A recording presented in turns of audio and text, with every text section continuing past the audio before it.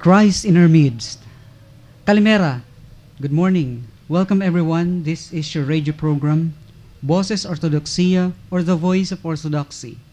Together with your host, Father C, now on air.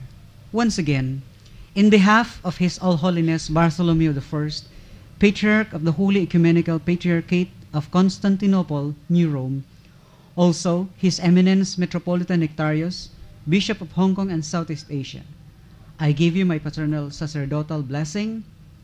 In the name of the Father, and of the Son, and of the Holy Spirit. Amen.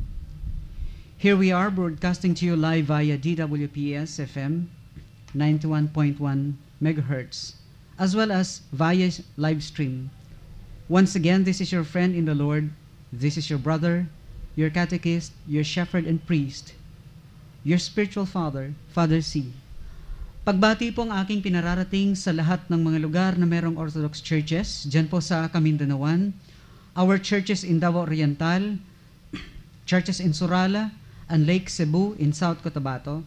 Greetings as well to the Orthodox churches in Santa Rosa City, Los Baños City, and Siniloan, all in Laguna Province. To Saints Peter and Paul, Orthodox Mission Church in Pasay City. Likewise to the Orthodox Church in Monastery in Cataingan, Masbate. Of course, to the New Mission, Holy Theophany Orthodox Community, Bacon District, Sorsogon City. To our cathedral in Parañaque City, the Annunciation of Theotokos Orthodox Cathedral. And to all the faithful of the Holy Martyr Saint Eleftherios Orthodox Church here in Balo del Norte, Gubat, Sorsogon, Philippines. Eucharistosomen to Kyrio, let us all give thanks to the Lord. My dear brothers and friends in Christ, to our regular listeners, let us meditate and ponder on this holy gospel that I am about to read this morning, according to the Gospel of St. John, chapter 3, verses 1 through 7. Now there was a man of the Pharisees named Nicodemus, a ruler of the Jews. This man came to him by night and said to him, Rabbi, we know that you have come from God as a teacher, for no one can do these signs that you do unless God is with him. Jesus said and answered to him, Truly, truly I say unto you, unless one is born again, he cannot see the kingdom of God. Nicodemus said to him, How can a man be born when he is old? He cannot enter into his mother's womb and be born. Can he? Jesus answered, Truly, truly I say to you, unless one is born of water and the Spirit, he cannot enter the kingdom of God. That which is born of the flesh is flesh, and that which is born of the Spirit is spirit. Do not marvel that I said to you, you must be born again. May the blessing of God be upon us this morning. Purihin ang ating Panginoon. Okay, now it's your turn, Ma'am Stepana. Good morning. Okay, thanks a lot, Father C. We also thank all our avid and regular listeners here in different parts of the world. To Father Nikitas of Greece, Father Deacon Barnabas of Larnaca, Cyprus, Yasos Kalimera, hi and good morning. Branco and Lorelai Milosevic of Daet, Camarines Norte, Pomasibog, or God help us. To Michael Bostros of Cairo, Egypt, Kiriay Laison, Lord have mercy. Kina Art, Dulce, Values and Family, here in Wichita, Kansas, USA, Kagurangnan, Kahirake kami, Lord have mercy. Thank you also to our sponsors and program staff. Text us or call us also and let us know if you are being blessed by this program. Pwede po kayo makipagkita or mag-request for catechism. While we have our catechism, you can share your learnings you have learned from our program. Sa mga youth, you can group yourselves, young professionals, students, mga nanay at tatay. Bakit di po kayo mag-organize ng maliliit na grupo in a cafe, office, house, or you can request catechesis from us. We are gladly willing to do that. Reach you with all our heart just to help you wake your spirit at maibalik ang inyong faith sa true church and true worship. Okay po ba? It's high time now to take heed the call of our Lord. Please allow me to read to you 1 Corinthians 1 verses 18 and 19. For the word of the cross is to those who are perishing, foolishness. But to us who are being saved, it is the power of God. For it is written, I will destroy the wisdom of the wise, and the cleverness of the clever set aside. You may visit our new website at Facebook account at Orthodox Church in the Philippines. Call or text us sa 0910-274-6080, 0910-274-6080, or look for us also at orthodoxyinbicol.blogspot.com, maging sa YouTube or Orthodox Bicol. You are also welcome to visit our makeshift chapel located at Balo del Norte, Gubat, Sorsogon. Nandoon po ang Holy Martyr, St. Eleftherios Orthodox Church. Okay, at this moment, may we request everyone to join with us as our parish priest, Father C, lead us in prayer. Nawa po ay totoo at taimtim din kayong makiisa. The Lord is in our midst. Let us come before God with humbleness of heart. We are nothing before God, but He came for us. Inabot niya tayo sa ating mababang kalagayan. Sa umagang ito, sa mga hindi pa nagdarasal mula kaninang bagong gising, maging kayo man ay nasa palengke or wherever you are, what you are doing right now, kung ano man yun, let's pause for a moment and umpisan po natin ang araw na ito sa isang panalangin. In the name of the Father, and of the Son, and of the Holy Spirit, now and ever, and to the ages of ages. Amen. Glory to thee, our God, glory to thee, O heavenly King, a Comforter, the Spirit of truth who art in all places, and fills all things, treasure of good things and giver of life, come and dwell in us and cleanse us from every stain, and save our souls, O gracious Lord.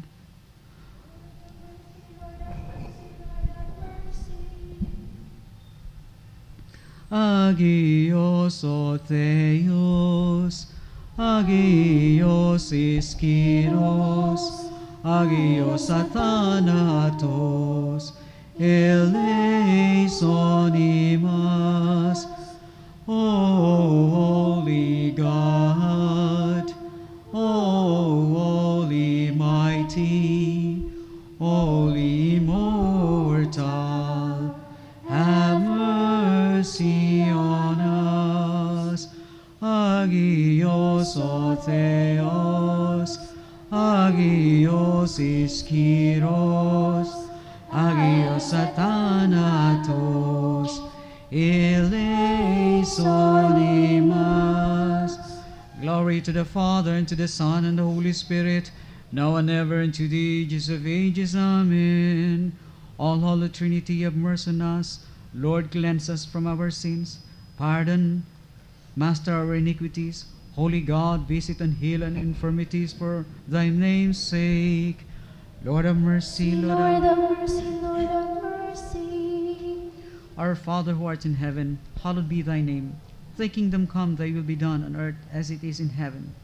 Give us this day our daily bread, and forgive us our trespasses, as we forgive those who trespass against us.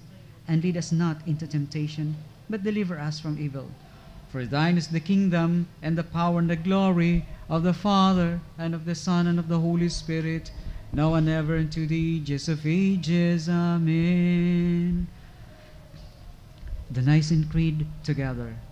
I believe in one God, the Father Almighty, maker of heaven and earth, and of all things visible and invisible, and in one Lord Jesus Christ, the Son of God, the only begotten, begotten of the Father before all worlds, light of light, very God of very God, begotten, not made of one essence with the Father, by whom all things were made, who for us men and for our salvation came down from heaven, and was incarnate of the Holy Spirit and the Virgin Mary, and became man, and was crucified also for us under Pontius Pilate, and suffered and was buried.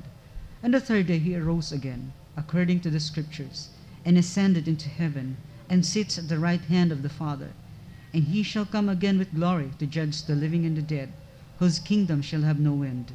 And I believe in the Holy Spirit, the Lord, the giver of life, who proceeds from the Father, who with the Father and the Son together is worshipped and glorified, who spake by the prophets. And I believe in one holy Catholic and Apostolic Church. I acknowledge from this baptism for the remission of sins. I look for the resurrection of the dead and the life of the world to come. Amen. O Lord Jesus Christ, our God, in thy mercies and loving kindness, thou regardest the humble prayers of all who call upon you with their whole heart. Incline thine ear and hear now my prayer offered to thee in humility. Lord have mercy, Lord have mercy, Lord have mercy. Be mindful, O Lord, of thy holy, Orthodox, and Apostolic Church. Confirm and strengthen it, increase it, and keep it in peace, and preserve it unconquerable forever. Lord have mercy, Lord have mercy, Lord have mercy. Be mindful, O Lord, of Archbishop Nectarius, and of every bishop of the Orthodox, the priests and the deacons, and all the clergy of thy church, which thou hast established to feed the flock of thy word, and by their prayers have mercy upon us, and save me a sinner. Lord have mercy, Lord have mercy, Lord have mercy. Be mindful, O Lord, of civil authorities, of our armed forces, of this city, of this municipality, of this country in which we dwell. Grant them peaceful times, that we in their tranquility may lead a calm and peaceful life in all godliness and sanctity. Lord have mercy, Lord have mercy, Lord have mercy. Be mindful, O Lord, of those who travel by land, by sea, and by air, of the old and the young, the orphans and widows, the sick, the suffering, the sorrowing, the afflicted, the captives, and the needy poor. And upon them, O send forth thy mercies, for you are the giver of all good things. Lord have mercy, Lord have mercy, Lord have mercy. O Lord Jesus Christ, the Son of God, through the intercession of thine Immaculate Mother,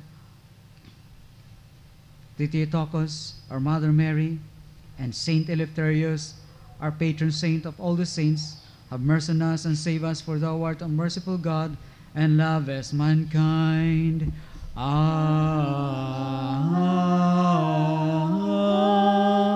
Amen. Being calmly adorned in thy sacred priestly robes, and newly drenched with the streams of light, pure and sanctified land, thou didst soar aloft to stand before thy Master Christ, and never cease to intercede for those honoring with faith thy mighty and blessed contest. Thou overthrower of Satan, O wise and blessed Eleftherios. What you have just heard is the Apolitikion of Saint Eleftherios. Ang 30 minutes po na ating catechism over the radio, which is not enough po, kaya ang panawagan po natin ay pwede po kayong mag-request ng catechism sa amin, o kaya ay bumisita at mag-attend sa aming Sunday liturgy at catechism after it. Kami po ay magsisikap na kayo ay gabayan sa inyong pananampalataya. Ang paglalakbay po patungo sa Holy Mother Orthodox Church ay hindi naman lubhang mahirap, basta po ang inyong puso ay bukas, walang iniiwasan, mismo po ang banal na Espiritu ang gagabay sa inyo towards your step into the true worship, through church, and true faith. At andito rin po kami ng mga faithful Orthodox, our parish priests, to help you. Just don't hesitate to text or call us, communicate with us, request a catechism from us. Okay po? Come and see us. Hello, hello, hello, Father. Andito naman po yung ating trivia. Last What is our Saturday. trivia for today? Oh yes, at ito. Sana ay masagutan nila ito kasi Easy may kaya or bless- hard? Depende po sa kanila kung nakinig sila last Saturday. So, here is the trivia time, your most awaited time. Okay. Kung masagutan niyo po ang tanong, we'll give you 100 peso worth of load. Okay po? Hey, di po ba kung yung sa pari at obispo ay meron tayong tinatawag na ordination? Ano naman po ang tawag sa ordination ng laity o ang mga members ng simbahan? Okay. So, ulitin ko po, ano po ang tawag sa ordination ng laity o ang mga members ng simbahan. Di ba kung sa pari, obispo, meron tayong ordination. Meron din pong word na akma po dyan sa mga laity o members ng simbahan. Ano po yun? So, yun po ang inyong isasagot. One word. Okay. Okay, Father, sana ay masagutan nila ito kasi sayang din naman yung 100 pesos worth of load. Saan pa nila yan makukuha, di ba? Okay. So, to encourage our listeners to listen intently to our lessons, lalo na kay Father at saka kay Presbytera and Irene.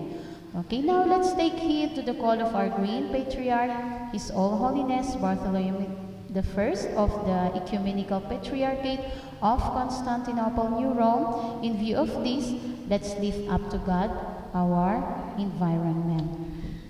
Inaanyayahan ko po ang lahat na makiisa po sa ating panalangin, ang panalangin ng pagsamo.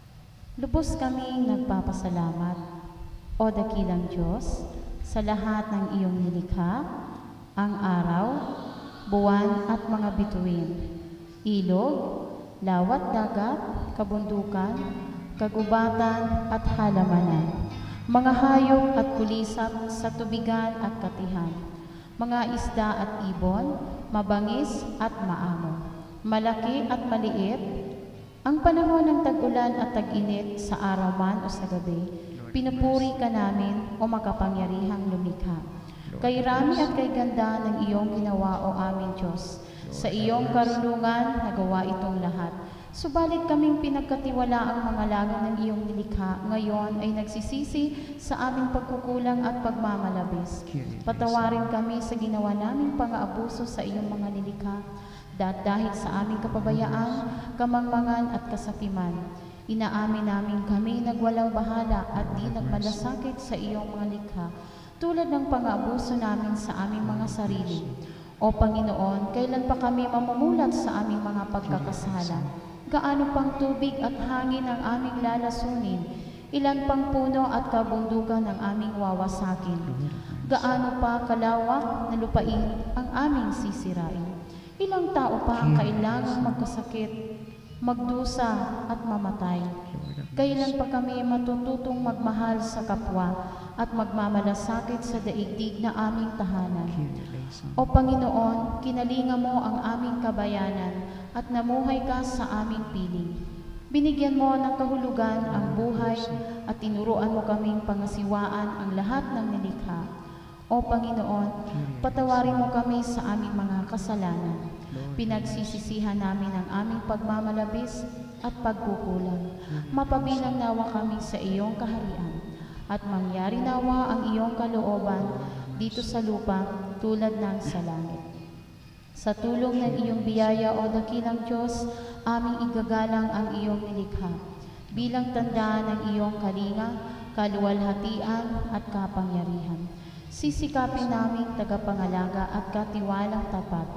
Nawa kami na iyong lingkod ay magsilbing tapat, mga siwang lubusan at magmalasakit sa iyong nilikha, sa patnubay ng nagbibigay buhay na Espiritu, tulad ng paglago ng pag-ibig namin sa iyong banal na ngalan, sa pamamagitan ni Jesucristo na aming Panginoon at tagapagligtas. Amen. And now for our catechist, si Irene po na matukdo po sa ato sa mga buhay-buhay sa mga santo, si Presbytera Mary para po i-review kita sa mga lessons nato last Saturday at padagos po kita kan Father C para sa ato catechist. Sana po makinig kayo mabuti for our catechism this Saturday. God did not make a mistake when He made you. You need to see yourself as God sees. Hello po sa inyong lahat dyan. Welcome sa The Voice of Orthodoxy. Hi kina Anton, Joanna, Laurentia Dimen, at Atanasya ng Kuta na Dako, Gregory, Zenobia Bolso, and Noemi ng Marok-Barok. Hello Ella, Sofia, John, Elizabeth, Nicephorus Ferenas ng Carriedo, Zenia, Priscilla, Peter, Paul, and Basil Erlano ng Luna Candol, Ivan Frutini Escanilla ng Candol. Good day rin kina Agatha, Timothy, Alexandra, Veronica at Jude Policarpio ng Pugon. Kay Agnes Rohio ng Holy Theophany Orthodox Community in Bacol. Maging kay Theodora, Gabriel, Michael, and Ioannis. Hello. Ako na po ang makakasama ninyo sa segment na ito ng The Life of the Saints sa ating programang The Voice of Orthodoxy. Ito po ang inyong lingkod, Irene.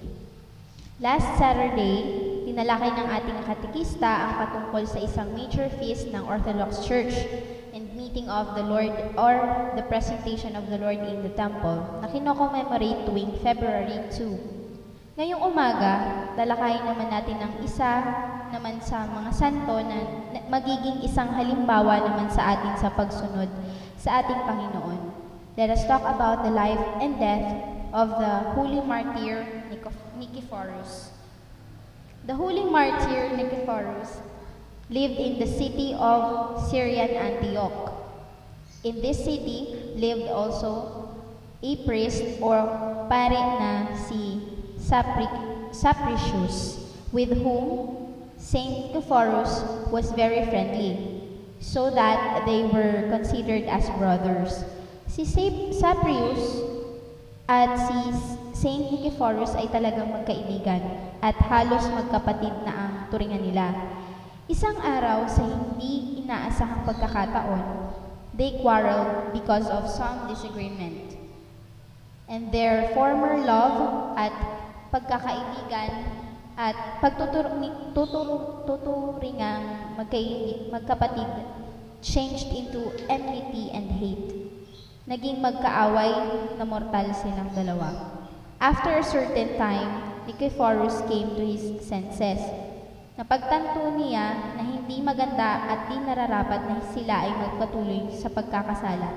Dahil sa galit sa isa't isa, he repented of his sin, nagsisi siya at inihingi niya ng patawad dito sa Diyos dahil sa nagawa niya.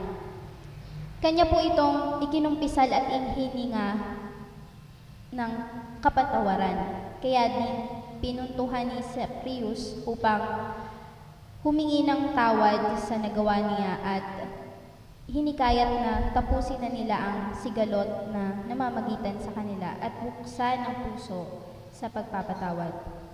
Paulit-ulit siyang lumapit kay Saprius, subalit hindi umayon ang kaibigan niya. Ayaw nitong patawarin si Saint Nicephorus. Naging matigas ang kaibigan niya.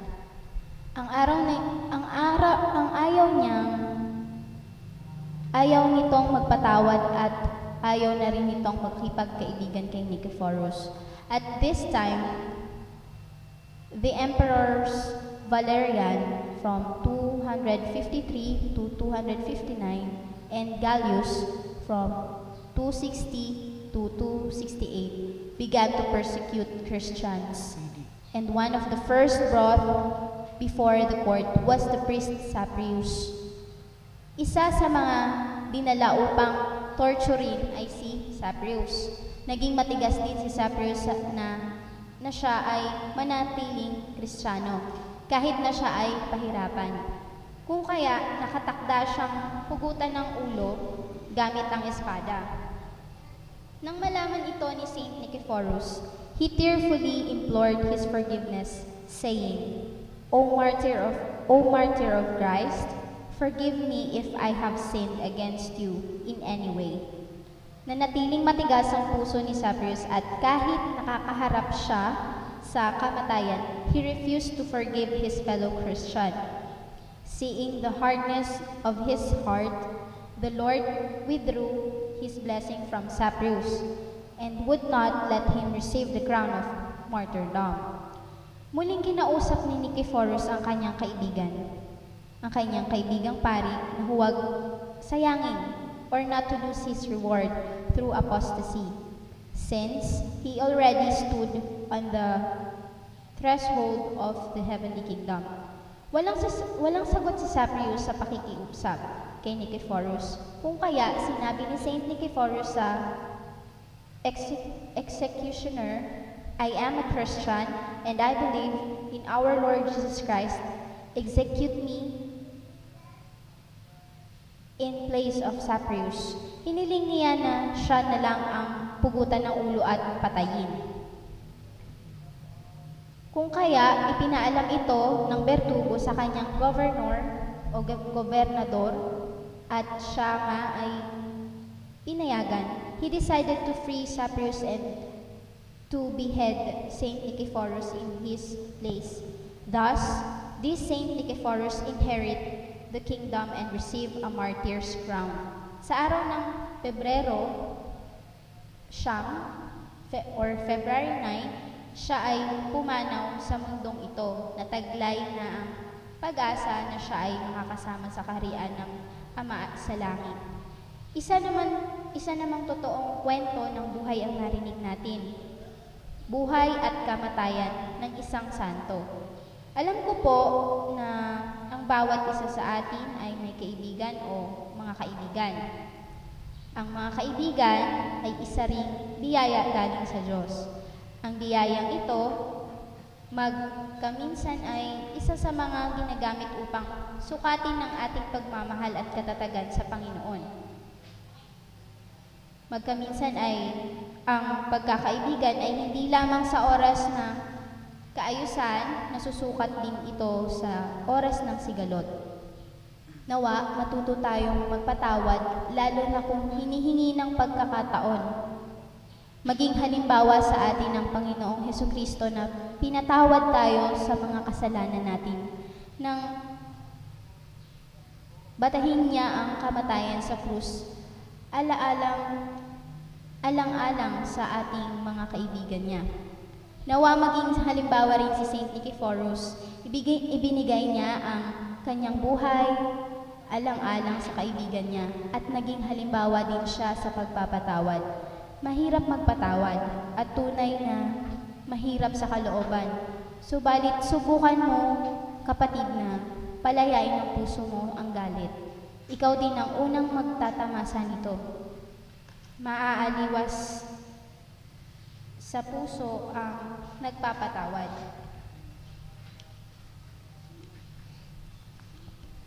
Meron akong nabasa ang sabi, how your emotion hurts us. Grief weakens the lungs, habang lumbay nakakapagpahina ng lungs. Worry weakens the stomach. Stress weakens your heart and brain. Fear weakens your kidney, and anger weakens your liver. May kasabihan din na, the weak can never forgive. Forgiveness is attribute of the strong. Sa muli po, maraming salamat sa pakikinig. Nawa. Nakatulong po sa atin ang life example ni Saint Nicephorus. Always remember po na God loves us, so therefore, let us love one another din po, and forgiveness is the final form of love. Happy name day kay Nicephorus Parenas dyan sa Carriedo. Hello, Nicephorus! Thank you very much, Rene. Let's review the topic of Father C. last Saturday. Napag-usapan ang sakramento ng simbahan, di po ba? Mula nang umakyat si Jesucristo sa kinaroroonan ng Ama, hindi siya naging invisible sa atin. Christ reaches out to us with the sacraments to bring us His grace and love. Lahat ng sakramento puts us in touch with Christ and applies us to the power of the cross and the resurrection. Ano itong mga sakramento ng simbahan? Una, ang binyag or baptism, confirmation or chrismation na tinatawag sa Orthodox Church, at ang banal na komunyon, ang Holy Eucharist, pangapat, ang confession or penance, at ang Holy Order naman para sa mga pari, at ang tonsure naman sa mga laity, la Holy Matrimony o kasal, Holy Unction or the anointing of the sick.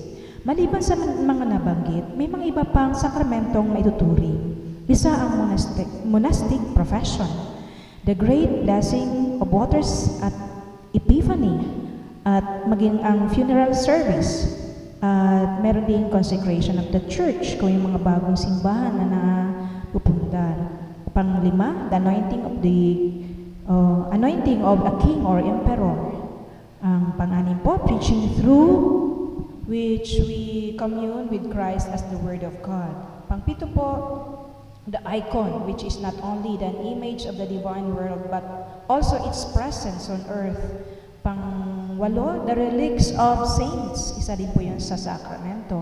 Then, the minor sanctification of wine, bread, oil, fruits, homes, fields, etc. At maging yung pananalangin or prayer through which we commune with God. At ayon din kay St. John Chrysostom, ang charity ay tinatawag ding sakramento o yung pagiging charitable natin. The importance and purpose of sacraments is to impart to the believer the life of Christ.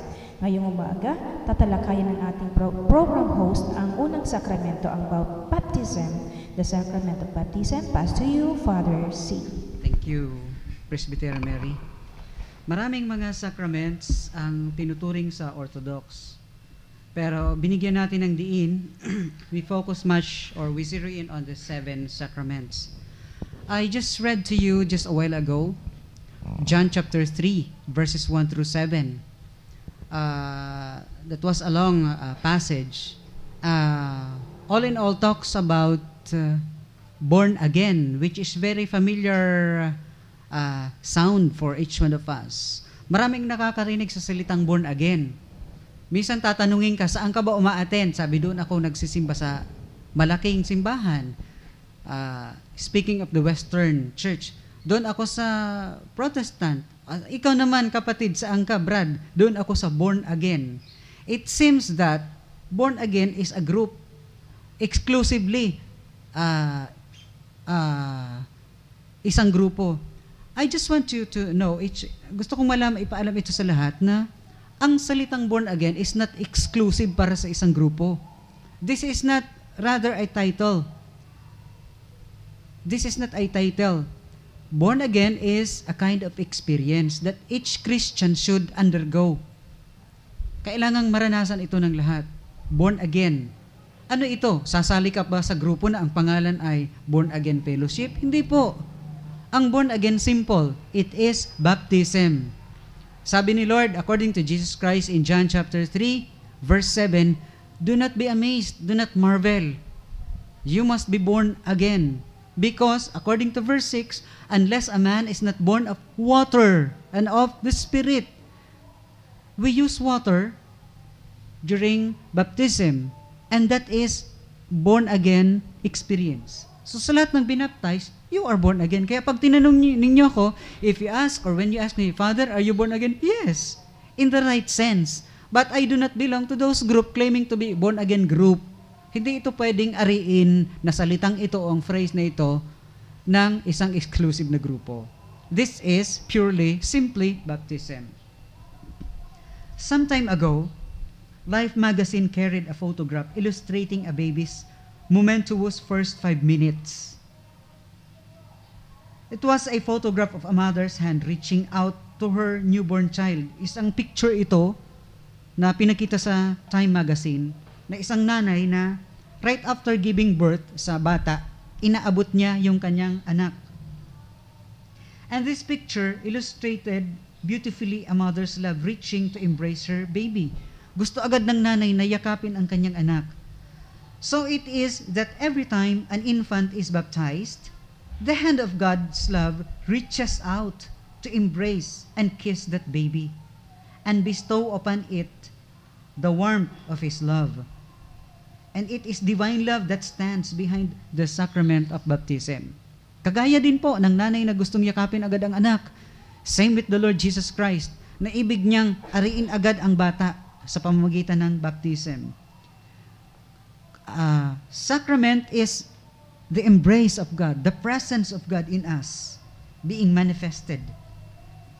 Baptizing infants, yung pagbinyag sa mga maliliit na bata, before they know what is going on, is an expression of God's great love for us. May mga ayaw kasing pabinyagan ang mga bata.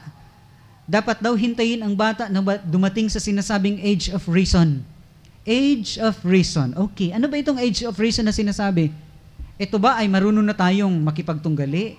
Marunong na tayong mag-decide? Marunong na tayong makipag-reason out sa Diyos?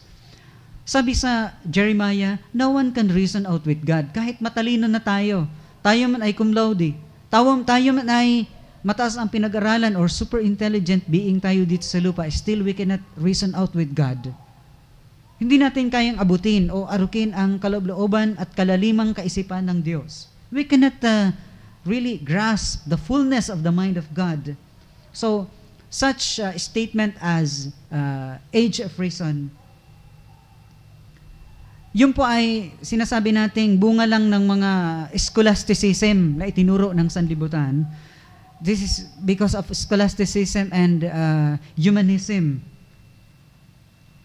But remember what the Lord said or says in His gospel. Do not rebuke children. Okay? Let them come to me. He also said that unless you become children in faith, you cannot enter, you cannot understand me, you cannot be with me. So baptizing infants before they know what is going on is an expression of God's great love. Ipinapakita, it shows that God loves us and accepts us before we can ever know Him or love Him. This is the goodness. Bago pa man natin makilala ang Diyos, bago pa man tayo makaintindi o magkaisip, ang Diyos na ang nauunang nais tayong abutin. It shows that we are wanted and loved by God from the very moment of our birth.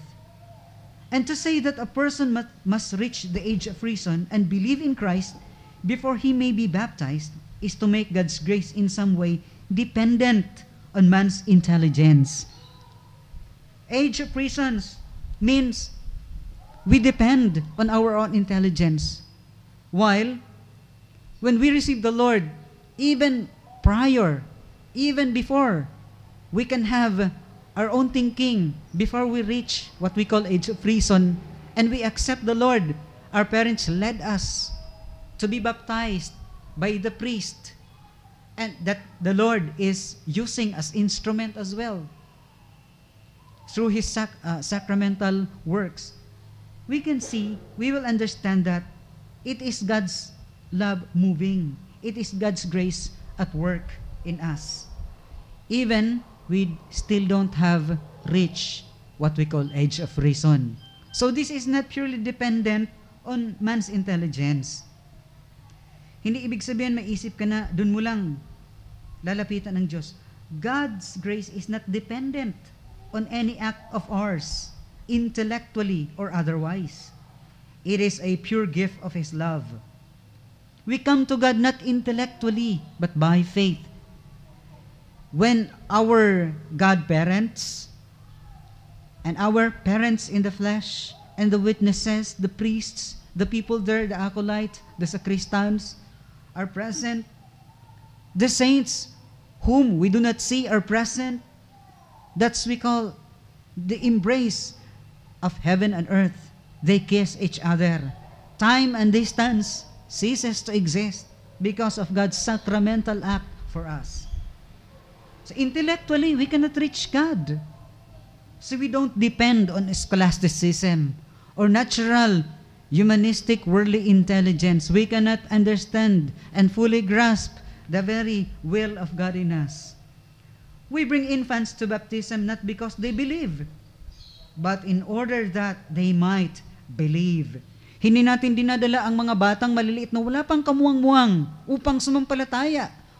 Dahil hindi natin sila dinadala dahil sila ay sumasampalataya na, wala pa silang isip, kundi upang sila ay sumampalataya ang patuloy sa kanilang paglalakbay sa mundong ito. Baptism is like the planting of the seed of faith in the human soul. Parang pagtatanim, nourished and fed by Christian training, or we call catechesis, or catechumen. In the family and in the church school, the seed of faith will grow to produce a mature Christian. Ang binyag o baptism introduces us, pinapakilala ang bata sa pagmamahal ng Diyos, introduces the child to the love of God, and opens him to the grace of the Holy Spirit. These are great riches, even if the child is unaware of them at the beginning. You see? Sa mga nag-notes, hindi kailangang hintayin ng tao na nasa age of reason, according to Protestantism teachings, na kailangang dumating sa lugar na ang bata ay kailangang magkaroon ng sariling desisyon kung siya ipapabinyag o hindi.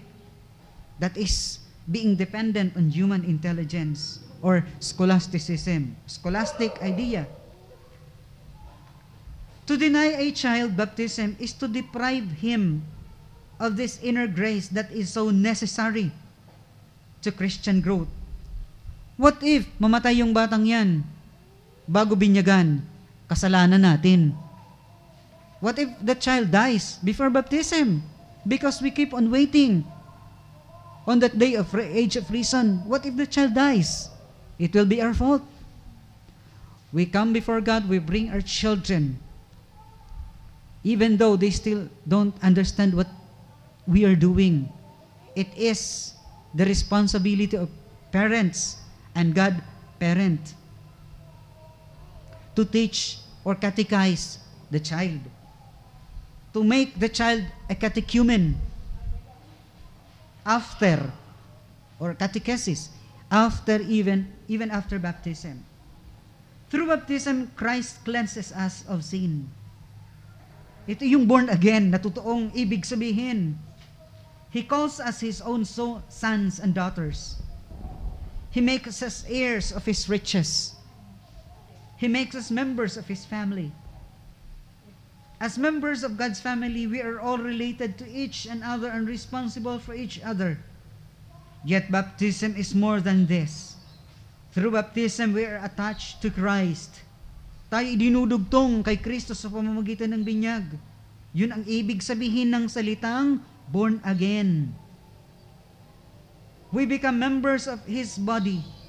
Each baptized Christian becomes an extension of Christ.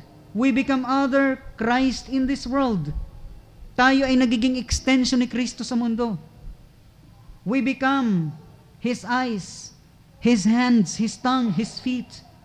Christ has chosen to work in the world through us.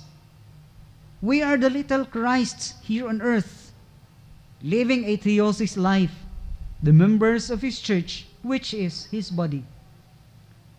It is our special responsibility as baptized Christians to let Christ be present wherever we ourselves are stationed in the world as baptized Christians. Tayo ang takapagdala, instrumento ng Panginoon. According to Saint John Chrysostom, Patriarch of Constantinople noong mga nakaraang panahon, sinabi niya, sa kadahilanang ito, binibinyagan natin ang bata. For this reason, we baptize children, although they have no sins, in order to confer upon them sanctification, adoption, inheritance, that they may be members of Christ and become the abode of the Holy Spirit. Bata pa man, wala pa man silang kaisipang ganap, sila na ay tinatanggap ni Kristo. Biruin niyo yun, hindi ba kayo natutuwa at nagiging masaya? Wala pa man tayo sa katayuan o katinuan, tinatanggap na tayo ni Kristo. Hindi tayo tinanggap ni Kristo dahil tayo ay mayroon ng kaisipang ganap. The Lord's actions is not dependent on what we think, but on what He thinks. That is the mystery of His love. Ang binyagan, yung lalagyan ng tubig, the baptismal font, in the language of the Church Fathers, is the divine womb. Para siyang sinapupunan whence we receive the second birth as children of God. Born again, second birth. Baptism is truly a birth. Ang binyag ay pagsilang o pagkabuhay muli. But to all who receive Him, who believe in His name, He gave power to become children of God, who were born not of blood, nor of the will of the flesh, nor of the will of man. Ayun. Nabuborn again ang isang tao, not of the will of man. Not because nandun na siya sa age of reason, but of the will of God. John 1:12-13. The baptismal font is not only a womb where we become alive to God, but also a womb where we become dead to sin. Doon din tayo inililibing, inilulublob, namamatay sa kasalanan at kapag daka, tayo ay umaahon na isa ng born again. Yun ang simple po na kahulugan ng salitang born again. Huwag tayong padalos-dalos na maniniwala na, Brad, maging born again ka, doon ka pumunta sa amin. Saan kayo? Doon sa born again group. Hindi po, mali po yun. Ang born again na salita ay hindi po pwedeng ari-ininuman, kundi ito ay pag-aari, ito ay isang eksperyensya ng tunay na simbahan ni Kristo na kung saan tayo dinadala o ginagabayan ng Holy Spirit. We believe in that Christ died for our sins. And to show that we, and not Christ, are worthy of death because of our sins, we are immersed in the baptismal font. And the immersion in water symbolizes death. And since a person cannot live long under water, through baptism, we share mysteriously in Christ's death. Diba? We were buried, therefore, with Him by baptism unto death, so that as Christ was raised from the dead by the glory of the Father, we too might walk in newness of life. Yun yung born again na ibig sabihin. Yung pong bininyagang tao rises out, lumalabas, umaahon mula sa baptismal font as new person. Nilinis, cleansed of every sin and promising. Like St. Paul, sabi ni St. Paul, to surrender his life to Christ, his Savior. He died for all that they who live should not henceforth live unto themselves, but unto Him for their sake died and was raised. 2 Corinthians 5:15. So, ibig sabihin, yung, di ba inilululob ka, I baptize you in the name of the Father, lublob, ahon. And of the Son, lublob, ahon. And of the Holy Spirit, lublob, ahon. The triple immersion symbolizes that the 3 days of our Lord spent in the womb as well. 3 days in the womb of hell. 3 days ang Panginoon sa hell. Doon sa kamatayan ng kasalanan. And as the Holy Spirit, since the baptismal formula used in the Orthodox is the servant of God is baptized in the name of the Father and of the Son and of the Holy Spirit, triple immersion. And baptism is our own personal Easter also. Every baptism, every time we witness a child being baptized, that is their own personal Easter. That is their own personal Paschal moment. Ibig sabihin, yun din ang kanilang personal na karanasan ng resurrection. When we are plunged under the waters of baptism, we are not only washed, but we die to sin. The old sinful nature is drowned. Nalulunod ang lumang pagkatao upang mamatay sa kanyang kasalanan. When we rise from the waters, we rise to new life in Christ, and we share in Christ's death and resurrection. In early times, baptism and confirmation were not administered in the church, but in a separate edifice called the baptisterion or baptistry. And following the anointing with the Holy Chrism, the newly baptized, wearing their white robes and carrying candles, were led by the clergy to the church to celebrate their first communion. My dear brothers and sisters, we allow our children to receive the Eucharist after baptism. We don't wait for them to fully understand what they are doing, because no one can really understand communion. Eucharist is very mysterious. Just imagine, the Lord said, "This is my body. Eat it. Do it as oft as you shall, as you can do it. As oft as you can. Do it. Remember me always. This is my body. This is my blood." And no one can explain that. How a bread becomes a body. How the wine becomes His blood. Can you explain it humanly? Can you reason it out before God or with me or others? No. Let it be so. Let the mystery remain mystery. When the Lord said, "This is my body," that's it. When Christ said or says, "This is my blood," that's it. No more question. Believe it, because Jesus said it, or says it rather. This is the origin of present. As we study this, in the words of Father Shimon, baptism fully or truly fulfills itself as procession to the church, into the Eucharist, the participation in Christ's Pascha at the table in His kingdom, quoted from Luke 22:15-16. Baptism is God filling the emptiness in man with His life and presence. In summary, pinapaliwanag po natin ang binyag. We define baptism as follows. It is God laying claim to you.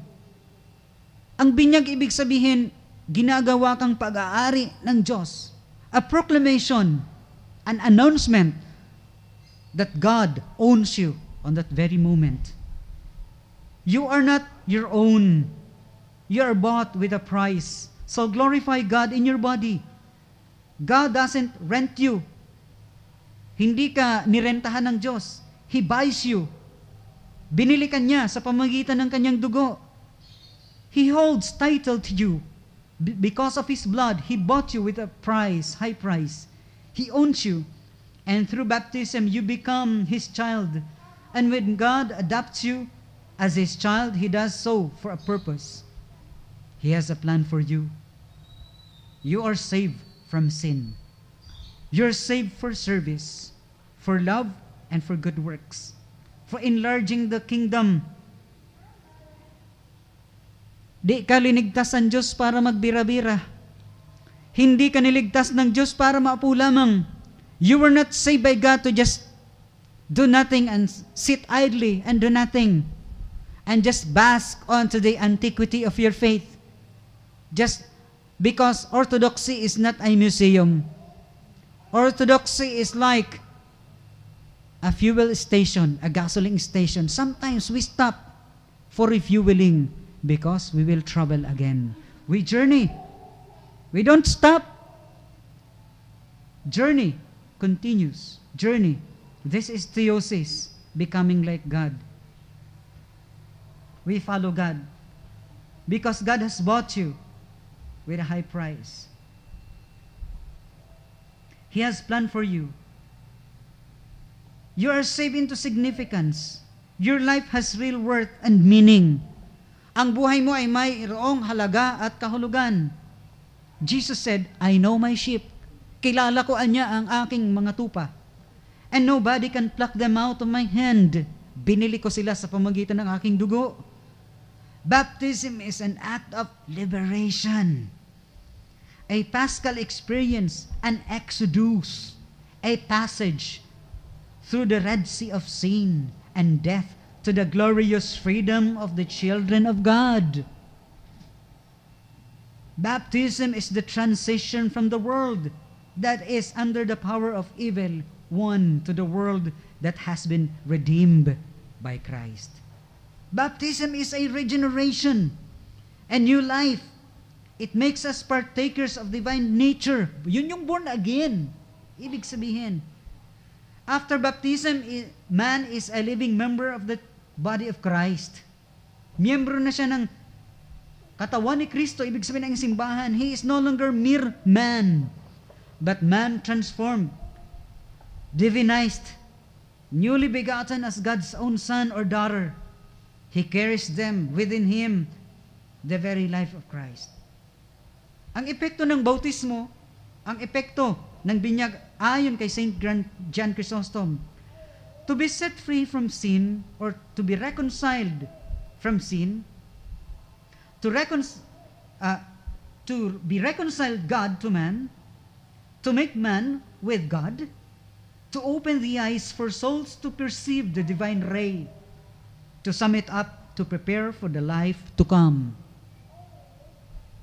The life that we are awaiting for. Mga kapatid, life here on earth is short. Anumang sarap ng buhay o hirap ng buhay, yan ay may pagtatapos.